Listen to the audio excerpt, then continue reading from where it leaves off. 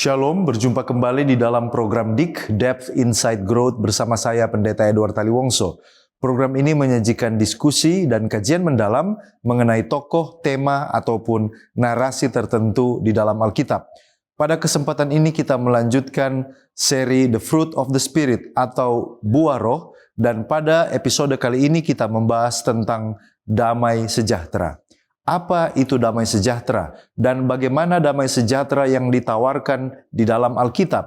Apakah itu sama dengan damai yang diajarkan oleh dunia ini? Serta bagaimana saudara dan saya dapat mengalami damai sejahtera sebagaimana yang dijanjikan oleh firman Tuhan. Saya mengajak sahabat-sahabat di rumah untuk bergabung bersama dengan kami. Saudara yang menyaksikan tayangan ini lewat Facebook atau YouTube, disilakan untuk menuliskan komentar yang positif, bahkan juga pikiran saudara, pertanyaan saudara sehubungan dengan topik yang kita angkat pada kesempatan ini. Dan untuk membahas pelajaran kita pada kesempatan ini, kami telah mengundang seorang narasumber. Narasumber kita adalah hamba Tuhan, Pendeta Anderson Khairupan, Master Teologi. Beliau telah menikah dengan Ibu Rindi Alkasa, dan keluarga hamba Tuhan ini diberkati 2 orang anak, yaitu Gardian Khairupan dan Akio Khairupan. Hamba Tuhan, Pendeta Anderson Khairupan ditamatkan dari Universitas Kelabat pada tahun 2010 untuk pendidikan sarjana strata 1, lalu kemudian S2-nya pada tahun 2023 di universitas yang sama, dan telah melayani sebagai pendeta sejak tahun 2012 dan saat ini melayani sebagai pendeta jemaat Gereja Masehi Advent Hari ke-7, Tabulo Selatan dan Bumbulan di Provinsi Gorontalo. Dengan pengalaman hamba Tuhan dan latar belakang pendidikannya, ini akan menolong saudara dan saya untuk kita mendalami topik yang sangat menarik ini. Mari kita sapa narasumber kita. Apa kabar Pendeta Anderson Khairupan? Puji Tuhan, kabar baik. Terima kasih Pendeta boleh meluangkan waktu untuk melayani bersama kami di Cornelius Media. Tuhan memberkati diskusi kita yang akan kita ikuti pada kesempatan ini. Sahabat-sahabat di rumah, tetaplah bersama dengan kami karena setelah yang satu ini, kita akan kembali bersama dengan narasumber kita di program DIK, Depth Insight Growth. Diskusi dan kajian mendalam mengenai tokoh, tema, atau cerita tertentu di dalam Alkitab. Memberikan motivasi dan bimbingan untuk menggunakan metode yang tepat dalam membaca Alkitab. Selalu saksikan program Depth Insight Growth setiap hari Jumat pukul 19 waktu Indonesia Tengah di YouTube channel Cornelius Media, Bridge to the Truth. Kembali lagi bersama dengan kami di dalam program DIK, Depth Insight Growth, di mana kita mempelajari Alkitab secara mendalam untuk memperluas wawasan dan mengharapkan terjadi pertumbuhan kerohanian. Sahabat-sahabat di rumah, kita akan membaca kitab suci, tetapi sebelumnya mari kita berdoa untuk meminta tuntunan Roh Kudus. Bapa Tuhan kami, Allah yang Maha Baik, terima kasih untuk kasih setia Tuhan.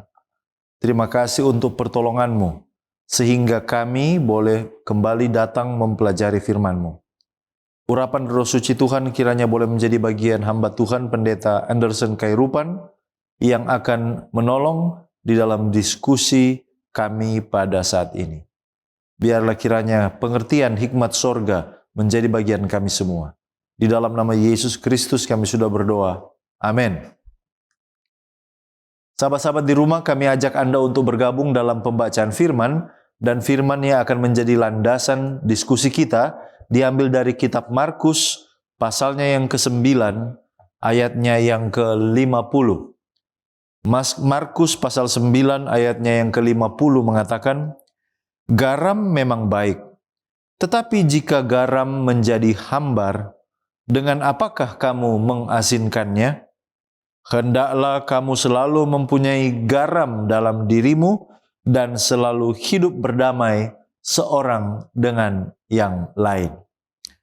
Demikianlah pembacaan kitab suci yang menjadi dasar diskusi kita, dan mari kita langsung masuk kepada pertanyaan kita yang pertama bersama dengan narasumber kita, hamba Tuhan Pendeta Anderson Khairupan.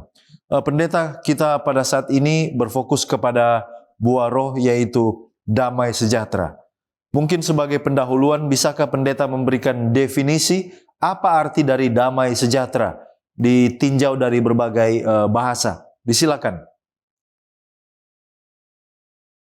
Oke, terima kasih saudara-saudara. Menurut Kamus Besar Bahasa Indonesia, damai sejahtera adalah frasa yang digunakan untuk menggambarkan sebuah keadaan yang tenang, harmonis, dan bahagia. Di mana damai sejahtera ini menunjukkan tidak ada konflik atau ketegangan, suasana yang penuh kedamaian dan kebahagiaan. Sementara di dalam bahasa Yunani, istilah damai sejahtera ini adalah dari bahasa Eirene. Kata ini memiliki makna yang sama dengan ketenangan, harmonisan, atau tidak ada konflik. Sedangkan dari bahasa Ibraninya, istilah ini berarti shalom. Shalom digunakan dalam agama Yahudi dan memiliki makna yang lebih luas. Kata shalom ini mencakup kedamaian, keamanan, kesejahteraan, dan keharmonisan dalam hubungan antara sesama manusia, serta antara manusia dengan Tuhan. Jadi menurut definisi yang sudah diungkapkan, demikianlah untuk istilah damai sejahtera dari beberapa bahasa, baik dari bahasa Indonesia, bahasa Yunani maupun bahasa Ibrani. Baik, terima kasih Pendeta. Sekarang kita melihat tentang aplikasi yang benar dari buah roh damai sejahtera ini, dan tentu saja Alkitab dipenuhi dengan contoh. Bolehkah Pendeta bagikan satu contoh di Perjanjian Lama tentang aplikasi yang benar dari buah roh damai sejahtera ini? Bagaimana? Apa yang bisa Pendeta bagikan dengan kita? Oke, jadi untuk saudara-saudara yang bergabung dalam acara ini, di dalam memahami kata damai sejahtera berdasarkan konteks Galatia pasal 5, kata ini harus diselidiki lebih dalam. Karena kata ini bisa memiliki makna yang berbeda satu dengan yang lain sehubungan dengan konteks dari teks Alkitab tersebut. Nah, kata damai sejahtera ini berdasarkan konteks Galatia pasal 5. Ini memiliki sebuah realitas kehidupan yang dialami oleh orang yang berdosa, yang tadinya hidup berdasarkan keinginan daging, namun oleh kuasa Tuhan dia mengalami sebuah perubahan lewat iman yang dia miliki di dalam Tuhan. Itulah sebabnya kata damai sejahtera ini adalah sebuah hasil dari perubahan yang dialami oleh akibat pimpinan dan tuntunan Roh Kudus. Kalau kita mau lihat konteksnya, ini ada hubungannya dengan apa yang Tuhan percayakan bagi seseorang. Ini karunia daripada bagi orang yang tadinya menjadi lawan Tuhan, bertentangan dengan Tuhan, tapi sekarang memperoleh kedamaian. Dalam Bilangan pasal 6 ayat 22 sampai 27, saudara akan dapati catatan di sana bagaimana Tuhan melalui nabinya, Nabi Musa, memberikan doa yang luar biasa untuk umat-umat. Konteks dalam cerita orang Israel, terkadang mereka melawan Tuhan, mereka tidak setia kepada Tuhan. Tetapi di dalam Bilangan pasal 6, Tuhan mau agar supaya Musa memberkati mereka. Di ayat 26 saudara akan dapati bahwa salah satu berkat yang Tuhan memberikan kepada umatnya adalah damai sejahtera. Jadi damai sejahtera ini adalah sesuatu yang diberikan oleh Tuhan untuk mendamaikan orang yang berdosa dengan dirinya. Ketika orang berdosa didamaikan di hadapan Tuhan. Sekalipun mereka pelanggaran, tetapi Tuhan mau menerima mereka, menjadikan mereka sebagai miliknya. Demikian pula dalam Yeskiel pasal 34 ayat 25 firman Tuhan mengatakan, aku akan mengadakan perjanjian damai, katanya shalom, dengan mereka dan aku akan mengadakan binatang buas dari tanah itu, sehingga mereka dapat diam dan gurun dengan aman, tentram dan dapat tidur di hutan-hutan. Gambaran yang menunjukkan bagaimana Tuhan mau mengaruniakan sebuah kedamaian, anugerah kepada umat-umatnya sekalipun mereka terkadang banyak melawan Tuhan. Dikatakan Alkitab dalam Perjanjian Lama, kata damai sejahtera atau shalom, anugerah Tuhan bagi orang yang berdosa, yang mau datang ke Tuhan, dan Tuhan berjanji untuk memberikan damai, ketenangan, kedamaian bagi mereka yang datang kepadanya. Baik, terima kasih Pendeta. Tadi kita sudah lihat dari Perjanjian Lama sebagaimana yang Pendeta sampaikan. Damai sejahtera adalah pemberian Allah kepada orang yang berdosa dan dalam hal ini kepada umat Israel. Nah sekarang apakah di dalam Perjanjian Baru juga ada sebuah kisah yang menunjukkan aplikasi yang benar dari buah roh damai sejahtera ini? Baik, kalau saudara-saudara, sahabat-sahabat yang bergabung dalam program ini membaca di dalam Efesus pasal 2 ayat 14 sampai 18. Di sana Rasul Paulus mengatakan, tetapi sekarang di dalam Kristus Yesus jauh sudah menjadi dekat oleh darah Kristus. Karena dialah damai sejahtera kita yang telah mempersatukan kedua pihak dan yang telah merubuhkan tembok pemisah, yaitu perseteruan. Sebab dengan matinya sebagai manusia ia telah membatalkan hukum Taurat dengan segala perintah dan ketentuannya untuk menciptakan keduanya menjadi manusia baru di dalam diri. Dan dengan itu mengadakan damai sejahtera dan untuk mendamaikan keduanya di dalam satu tubuh dengan Allah oleh salib, dengan melenyapkan perseteruan pada salib itu. Ia datang dan memberikan damai sejahtera kepada kamu yang jauh dan damai sejahtera kepada mereka yang dekat. Karena oleh Dia kita kedua pihak dalam satu roh beroleh jalan masuk kepada Bapa. Rasul Paulus memberikan sebuah penekanan yang luar biasa bagaimana cara Tuhan mau mendamaikan antara mereka yang di sini dikatakan yang jauh dari Tuhan, namun oleh Yesus pengorbanannya kita boleh didekatkan, didamaikan lagi dengan Tuhan. Ini sesuatu yang luar biasa, anugerah yang terbaik yang Tuhan berikan bagi kita ketika manusia yang berdosa didamaikan dengan Allah melalui jasa daripada Yesus Kristus. Luar biasa, damai sejahtera yang Tuhan berikan bagi kita semua.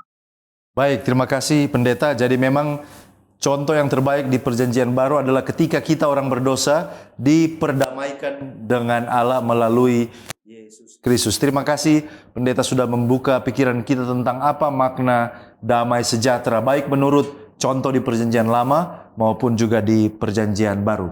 Puji Tuhan untuk jawaban yang telah kita dengar sejauh ini, dan saya yakin kita masih akan terus masuk lebih dalam untuk mempelajari ciri-ciri dari damai sejahtera yang dialami oleh orang percaya. Namun sebelum kita lanjutkan, kita akan mendengarkan pesan-pesan rohani berikut ini. Tetaplah bersama dengan kami.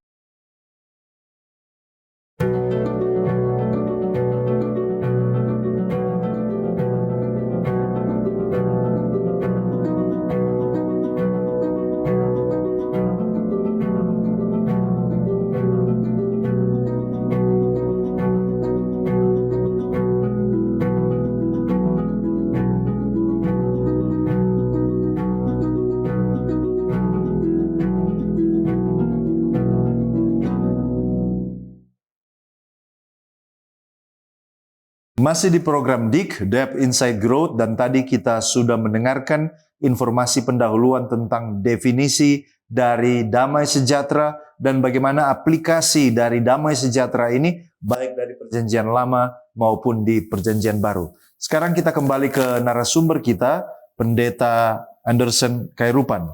Pendeta, sekarang kita menuju kepada ajaran Yesus Kristus. Apa ajaran Kristus hubungan dengan buah roh damai sejahtera ini? Apakah itu ajarannya, ucapannya, khotbahnya, atau mungkin tindakan dan perbuatan dari Yesus sendiri? Apa yang Pendeta boleh bagikan dengan kita?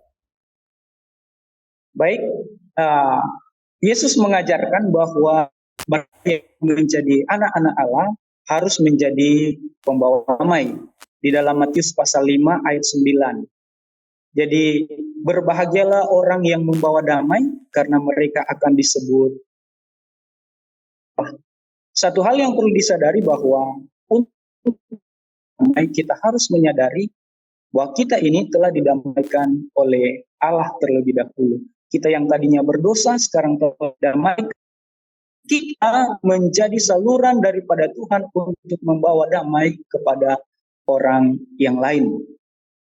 Jadi Yesus mengajarkan agar supaya kita yang telah didamaikan membawa damai untuk orang lain. Baik, terima kasih Pendeta. Nah, apakah ada cara bagi kita untuk melihat ciri-ciri orang yang telah atau sementara mempraktekkan buah roh yang dimaksud, yaitu damai sejahtera ini? Apakah kita bisa melihat ciri-cirinya? Oke, firman Tuhan memberikan gambaran ciri-ciri daripada orang-orang yang memiliki karunia roh ini ya, buah roh yaitu damai sejahtera dalam Kolose pasal 3 ayat 13. Dan jika kamu memiliki sesuatu alasan untuk seorang, ampunilah dia, sama seperti Tuhan telah mengampuni kamu, kamu juga harus berbuat demikian. Pengampunan adalah wujud dari orang yang mau berdamai. Kedamaian membuat seseorang merasa berkeinginan untuk melakukan sebuah rekonsiliasi terhadap satu dengan yang lain. Dalam hal ini ketika ada masalah, pengampunan diberikan untuk yang bersalah. Efesus pasal 4 ayat 3. Maka daripada itu berusahalah kamu memelihara persatuan roh dan damai sejahtera. Orang yang memiliki damai sejahtera adalah orang yang mau mencari persatuan. Orang yang mau menciptakan persekutuan, orang yang mau menciptakan kerukunan dimanapun di lingkungan dia berada. Orang yang memiliki ciri yang damai sejahtera berdasarkan 1 Petrus pasal 3 ayat 11, orang yang tidak suka ada konflik, tidak ada masalah, berusaha untuk lari dari konflik, menjauhkan dari hal-hal yang jahat dan melakukan yang baik. 1 Petrus 3 ayat 11, jauhilah kejahatan dan lakukanlah yang baik, carilah damai dan berusahalah untuk mencapainya.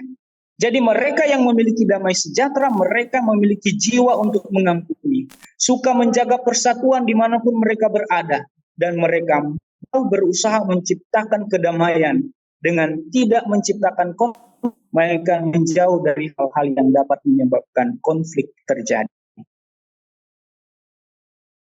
Baik, terima kasih Pendeta. Nah, sekarang kita melihat dari sisi manfaat ya. Keuntungan apabila seseorang percaya mengamalkan buah roh itu. Tentu saja keuntungan ini berhubungan dengan dirinya sendiri, lalu kemudian bagaimana memperoleh keuntungan juga menyangkut hubungannya dengan sesama manusia, lalu kemudian tentu saja yang terakhir hubungan dengan Tuhan sebagai pencipta. Apakah ada keuntungan-keuntungan kalau seorang percaya mempraktikkan sifat damai sejahtera ini? Baik, apakah ada manfaat atau keuntungan ketika kita memiliki sifat damai sejahtera ini?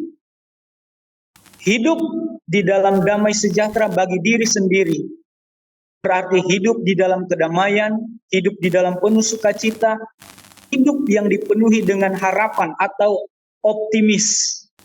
Sebagaimana di dalam Filipi 4 ayat 7, dan damai sejahtera Allah yang melampaui segala akal akan memelihara hati dan pikiranmu dalam Kristus Yesus. Kehidupan kita, batin kita dipenuhi dengan suasana yang luar biasa oleh karena ada kedamaian di dalam hati kita. Bagaimana dengan sesama kita?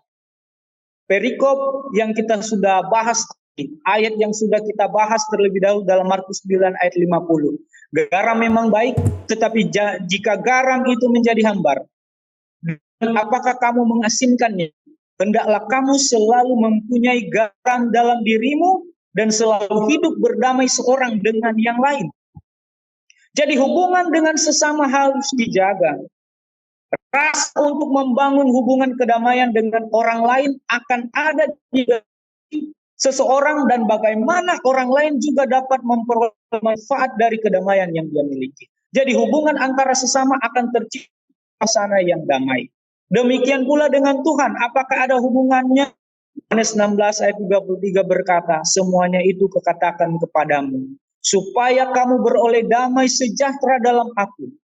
Dalamnya kamu menderita penganiayaan, tetapi kuatkanlah hatimu, aku telah mengalahkan dunia. Kita dengan Tuhan memiliki yang erat. Kita didamaikan dengan Tuhan. Meskipun katakan walaupun banyak penganiayaan, ada penderitaan, tapi mereka yang memiliki damai, yang memiliki hubungan yang damai dengan Tuhan. Yesus katakan, kamu memperoleh damai sejahtera. Dalam dunia kamu menderita penganiayaan, tetapi kuatkanlah hatimu, aku telah mengalahkan dunia. Di dalam kehidupan kita untuk menjalani hidup meski banyak tantangan, karena kita tahu dengan Tuhan kita didamaikan. Baik, terima kasih Pendeta. Jadi benar kita bisa melihat bagaimana seseorang percaya yang mempraktekkan, menghidupkan menjadi juru damai, menjadi damai sejahtera ini membawa manfaat bagi dirinya secara pribadi, bagi hubungannya dengan orang lain, dan tentu saja hubungannya bersama dengan Tuhan. Terima kasih Pendeta, sejauh ini jawaban-jawaban yang telah membuka pikiran dan wawasan kita sehubungan dengan buah roh damai sejahtera. Sahabat-sahabat di rumah jangan kemana-mana, karena setelah pesan-pesan rohani yang berikut ini, kita masih akan kembali bersama dengan narasumber kita, Pendeta Anderson Khairupan, tetap di dalam program DIK, Depth Insight Growth.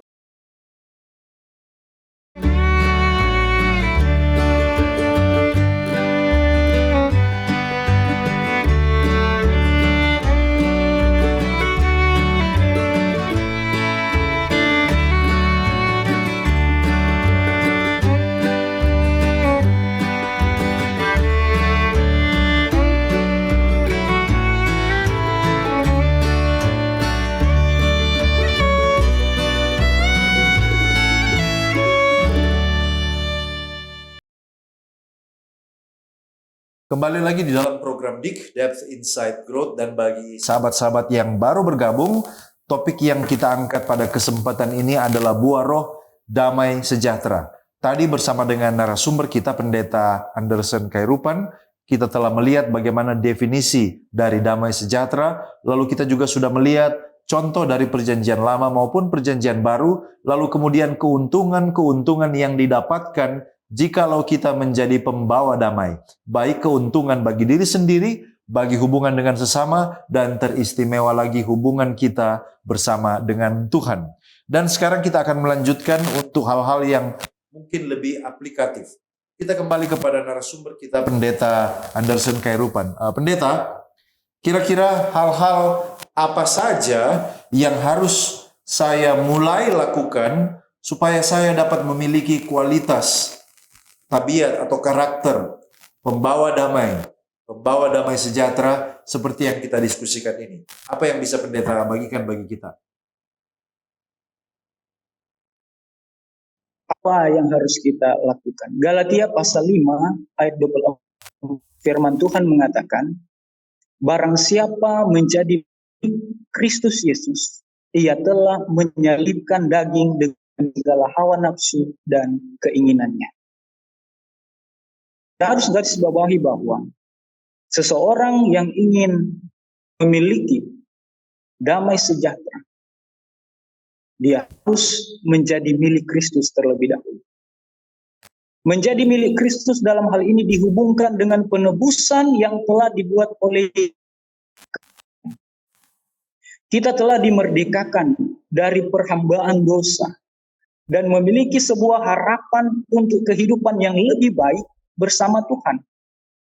Rasul Paulus mengatakan bahwa mereka yang menjadi milik Kristus akan hidup menuruti keinginan dan pimpinan Roh Kudus. Jadi ketika kita memiliki kualitas damai sejahtera, ini menunjukkan bahwa kuasa Tuhan bekerja di dalam diri kita yang tadinya kita menjadi lawan Tuhan, yang tadinya kita hidup menurut daging. Sekarang karena kita telah mengalami penebusan, telah dimerdekakan, Galatia pasal 5 ayat yang pertama, maka kita menjadi milik Tuhan. Ketika kita menjadi milik Tuhan, kita akan dimampukan oleh kuasa Tuhan untuk memiliki sebuah perubahan hidup, kualitas hidup yang dipimpin oleh kuasa Roh Kudus-Nya.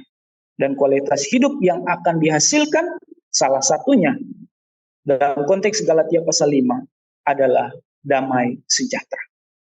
Baik, terima kasih pendeta. Pastikan dulu bahwa kita adalah milik Kristus, lalu kemudian Dia akan menolong kita untuk memiliki sifat atau tabiat karakter yang membawa damai ini. Nah, kira-kira setelah belajar sejauh ini, tadi pendeta sudah ungkapkan apa yang harus saya lakukan. Nah, pertanyaan selanjutnya kira-kira hal-hal apa yang harus saya hindari supaya saya tidak terhalang untuk memiliki buah roh damai sejahtera ini?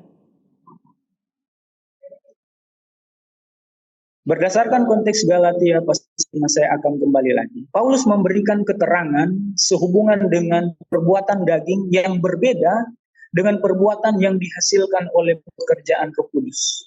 Untuk itu, seseorang yang tidak akan memiliki buah roh yaitu damai sejahtera, ketika dia mengaku menjadi milik Kristus, namun dia masih melakukan kehidupan yang bertentangan dengan Tuhan. Di dalam Galatia pasal yang ke-5, ayat yang ke-19, firman Tuhan katakan, perbuatan daging telah nyata, yaitu percabulan, kecemaran, hawa nafsu. Ayat 20, penyembah berhala, sihir, perseteruan, perselisihan, iri hati, amarah, kepentingan diri sendiri, percideraan, roh pemecian, kemabukan, pesta pora, dan sebagainya. Terhadap ini kuperingatkan kamu seperti yang telah kubuat dahulu. Apa melakukan hal-hal yang demikian, ia tidak akan mendapat dalam kerajaan Allah. Rasul Paulus menekankan, kalau kita melakukan hal-hal ini sementara kita mengaku adalah milik Tuhan, bahaya kita. Kita berada dalam kondisi yang tidak seharusnya sebagai umat Tuhan. Karena kualitas hidup ketika kita menjadi milik Tuhan harus berbeda dari hidup yang sebelumnya. Jangan lagi menghidupkan kehidupan yang bertentangan dengan Tuhan. Sudah dijabarkan oleh firman Tuhan dalam Galatia pasal 5 ayat 19 sampai ayat yang ke-21. Jangan lagi melakukan hal-hal ini. Karena ini menghambat kita untuk memperoleh kualitas hidup yang dihasilkan oleh pekerjaan Roh Kudus di dalam diri kita. Salah satu adalah damai sejahtera.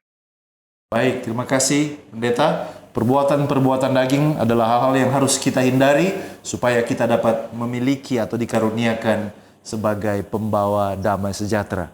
Kita sudah hampir tiba di penghujung acara ini, dan apakah ada kutipan yang menarik yang merupakan nasihat atau amaran dari tulisan yang diinspirasikan yang mungkin pendeta boleh bagikan kepada kita semua sehubungan dengan karunia atau buah roh damai sejahtera? Baik, ada satu kutipan dari pena inspirasi dalam Special Testimony 27 Desember 1905 paragraf. Kutipan ini mengatakan, ketika kita menerima Kristus ke dalam jiwa sebagai tamu yang tinggal, damai sejahtera Allah yang melampaui segala akal akan menjaga hati dan pikiran kita. Dasar perdamaian lain selain ini, rahmat Kristus yang diterima di dalam permusuhan itu menghilangkan perselisihan dan mengisi jiwa dengan cinta. Dia yang berdamai dengan Tuhan dan sesamanya tidak bisa dibuat sengsara. Iri tidak akan ada di dalam hatinya. Jahat tidak akan menemukan ruang di sana. Kebencian tidak bisa ada. Hati yang selaras dengan Tuhan mengambil bagian dalam kedamaian surga dan akan menyebarkan pengaruhnya yang diberkati ke sekelilingnya. Semangat kedamaian akan beristirahat seperti embun di atas yang lelah dan terganggu oleh perselisihan. Ya, kutipan ini. Kita yang sudah menjadi milik Tuhan, kita yang sudah ada bersama Tuhan membangun hubungan dengan Dia. Ketika damai itu ada, maka kita tidak akan ada perselisihan.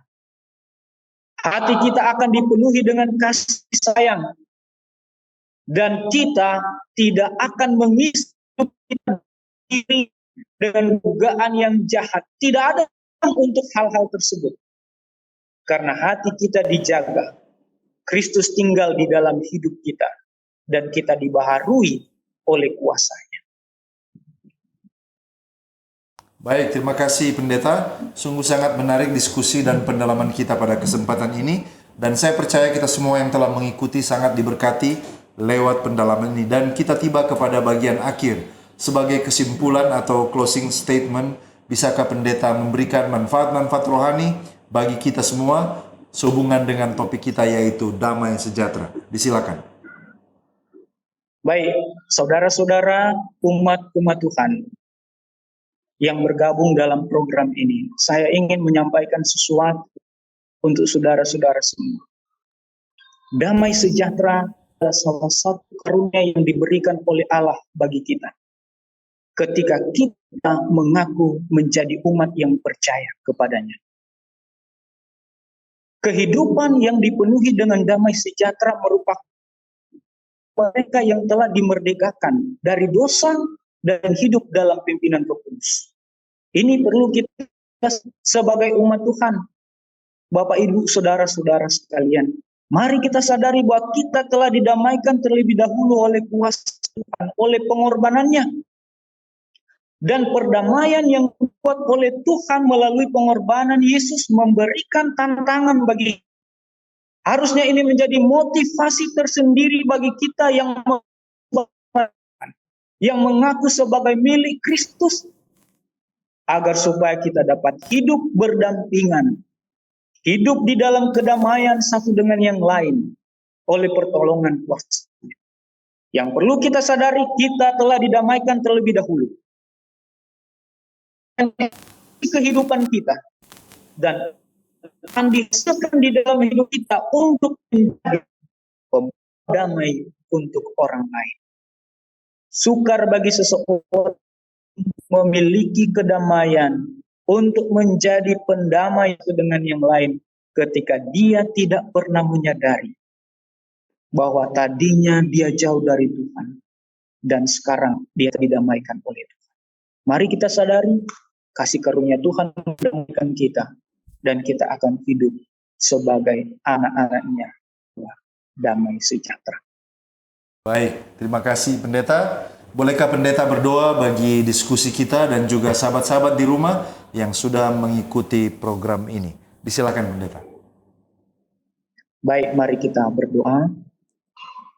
Ya Tuhan, kami bersyukur dan berterima kasih atas karunia damai sejahtera-Mu yang mengisi hidup kami. Terlebih ketika kami melihat betapa jauhnya hidup kami dahulu dari Tuhan. Tetapi oleh karunia Tuhan melalui pengorbanan Yesus Kristus di atas kayu salib, kami boleh didamaikan. Kami rindu Tuhan perdamaian ini yang kami boleh terima oleh kuasa Roh Kudus. Akan kami hidupkan juga di dalam kehidupan ini. Kami yang telah memperoleh perdamaian terlebih dahulu, kami bersedia hidup damai dengan yang lain. Biarlah ya Tuhan, buah roh ini akan kami hidupkan terus. Biarlah kami akan bentuk sarana yang dapat Tuhan gunakan untuk membawa damai bagi banyak orang. Berkatilah umat-umat Tuhan, saudara-saudara kami yang bergabung dalam program ini. Isilah kehidupan mereka dengan damai sejahtera, dan biarlah mereka juga dapat menjadi juru damai untuk orang lain. Di dalam nama Yesus kami telah berdoa. Amin. Amin. Puji Tuhan untuk pembahasan topik yang sangat menarik yang sudah kita ikuti pada kesempatan ini. Dan saya mengucapkan terima kasih kepada narasumber kita, Pendeta Anderson Khairupan, yang sudah membagikan berkat rohani bagi kita semua. Tuhan Yesus memberkati Pendeta bersama dengan keluarga dalam pelayanan di Gorontalo. Dan juga terima kasih kepada sahabat-sahabat di rumah yang tetap setia bersama dengan kami sampai saat ini. Bahkan kepada sahabat Hope Channel Indonesia yang terus menyaksikan program-program dari Cornelius Media, saya percaya kita bertumbuh bersama ketika kita sama-sama mencintai, mempelajari firman Tuhan. Jika Anda telah diberkati lewat pelayanan media ini, berkenan kiranya saudara untuk like, follow, atau subscribe akun media sosial kami dan bagikan link tayangan ini kepada orang-orang terkasih. Dan sahabat-sahabat di rumah, demikianlah perjumpaan kita. Pada kesempatan ini, kita akan jumpa kembali pada episode yang mendatang. Saya Pendeta Edward Taliwongso dan kru yang bertugas undur diri. Shalom.